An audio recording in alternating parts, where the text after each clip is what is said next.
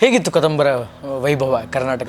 ಅದು ಕದಂಬರು ಅಂತಂದರೆ ಕನ್ನಡ, ಕನ್ನಡ ಅಂದರೆ ಕದಂಬರು.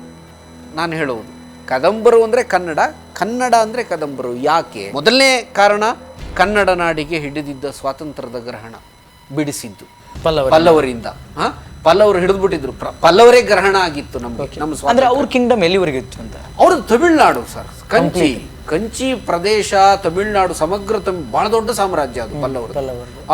ಅವರು ನಾರ್ತ್ ಆಕ್ಯುಪೈ ಮಾಡಿರ್ಲಿಲ್ವಾ? ನಾರ್ತಿಗೆ ಹೋಗಿರ್ಲಿಲ್ಲ, ಆಲ್ಮೋಸ್ಟ್ ಹೋಗಿದ್ರು, ಬಟ್ ನಾರ್ತ್ ಅನ್ನ ಆಕ್ಯುಪೈ ಮಾಡ್ಕೊಳ್ಳಿಕ್ಕೆ ಆಗಿಲ್ಲ ಅವರ.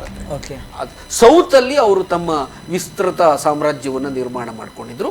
ಅದರಲ್ಲಿ ಕರ್ನಾಟಕ ಕೂಡ ಒಂದಾಗಿತ್ತು. ಅಲ್ಲಿ ಈ ಮಯೂರನ ಶೌರ್ಯ ಸಾಹಸಗಳು ಸ್ವಾತಂತ್ರ್ಯವನ್ನು ದೊರಕಿಸಿಕೊಡ್ತು. ಅನೇಕ ರಾಜರು ಕದಂಬ ಸಾಮ್ರಾಜ್ಯದಲ್ಲಿ ಆಳ್ವಿಕೆ ಮಾಡಿದ್ರು. ಸಾಹಿತ್ಯಕ್ಕೆ, ವಾಸ್ತುಶಿಲ್ಪಕ್ಕೆ, ಸಂಸ್ಕೃತಿಗೆ, ಆಡಳಿತಕ್ಕೆಲ್ಲ ತುಂಬ ಅದ್ಭುತವಾದಂತಹ ಕೊಡುಗೆಯನ್ನು ಕೊಟ್ಟಿದ್ದಾರೆ ಕದಂಬರು. ತುಂಬ ನೋಡಿ, ಭಾಷಾ ವಿಷಯದಲ್ಲಂತೂ ಸಂಕ್ರಮಣದ ಕಾಲ ಕದಂಬರ ಕಾಲ. ಅಂದರೆ ಭಾಷೆ ಅಂತ ಬಂದಾಗ ಸಂಕ್ರಮಣದ ಕಾಲ. ಯಾಕೆ ಅಂತಂದರೆ ಸಂಸ್ಕೃತ, ಪ್ರಾಕೃತ, ಕನ್ನಡ ಈ ಮೂರೂ ಭಾಷೆಗಳನ್ನು ಮೊಟ್ಟ ಮೊದಲ ಬಾರಿಗೆ ಶಾಸನಗಳಲ್ಲಿ ಪ್ರಯೋಗಿಸಿದ ಪ್ರಥಮ ಸಾಮ್ರಾಜ್ಯ ಕದಂಬ ಸಾಮ್ರಾಜ್ಯ. ಅದಕ್ಕೂ ಮುಂಚೆ ಯಾರು ಮಾಡಿರಲಿಲ್ಲ.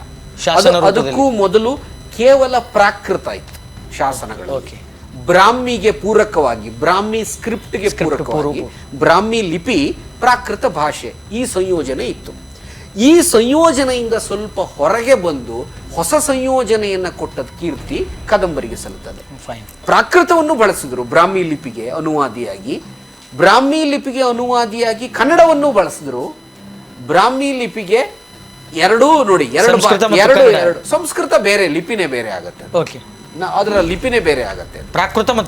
ಪ್ರಾಕೃತ ಕನ್ನಡ ಬ್ರಾಹ್ಮಿ ಲಿಪಿಗೆ ಅನುವಾದಿಯಾಗಿ, ಅದು ಜೊತೆಗೆ ಸಂಸ್ಕೃತ, ಈ ಮೂರೂ ಭಾಷೆ ಮೊಟ್ಟ ಮೊದಲ ಬಾರಿಗೆ ಬಳಸಿದ್ದು ಕದಂಬರು. ಇದು ಅವರ ಪ್ರಥಮ. ಆನಂತರ ಬೇರೆಯವರೆಲ್ಲ ಬಳಸಿದ್ರು, ಅದು ಬೇರೆ. ಆದರೆ ಫಸ್ಟ್ ಟೈಮ್ ಶಾತವಾಹನರ ಕಾಲದಲ್ಲೂ ಕೂಡ ಪ್ರಾಕೃತ ಮಾತ್ರ ಇತ್ತು. ಪ್ರಾಕೃತವೇ. ಈಗ ಉದಾಹರಣೆಗೆ ಉತ್ತರ ಕನ್ನಡ ಜಿಲ್ಲೆಯಲ್ಲೇ ಶಾತವಾಹನರ ಒಂದು ತುಂಬ ಅದ್ಭುತವಾದ ಶಾಸನ ಇದೆ, ತುಂಬ ಪ್ರಾಚೀನವಾದ ಕರ್ನಾಟಕದ ಒಂದು ಪ್ರಾಚೀನ ಶಾಸನಗಳಲ್ಲಿ ಅದು ಒಂದು.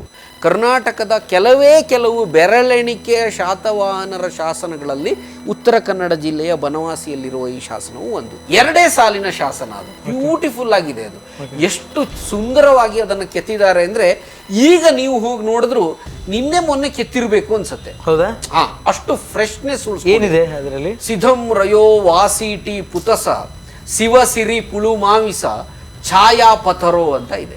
ಅಂದ್ರೆ ಒಂದು ಛಾಯಾ ಪ್ರತಿಮೆಯನ್ನ ಶಿವಸಿರಿ ಪುಳುಮಾವಿ ರಾಜ ಕೆತ್ತಿಸಿದ್ದ. ಮಹಾದೇವಿಯ ಛಾಯಾ ಪ್ರತಿಮೆಯನ್ನ ರಾಜ ಕೆತ್ತಿಸಿದ್ದ. ಇಷ್ಟೇ, 2 ಸಾಲಿನ ಶಾಸನ. ಆದರೆ ಈ ಶಾಸನ ಕರ್ನಾಟಕದಲ್ಲಿ ಶಾತವಾಹನರ ಆಳ್ವಿಕೆಯನ್ನ, ಅಸ್ತಿತ್ವವನ್ನ ಗಟ್ಟಿಗೊಳಿಸುವ ಶಾಸನ ಇದು. ಬಹಳ ಅದ್ಭುತವಾದ ಶಾಸನ.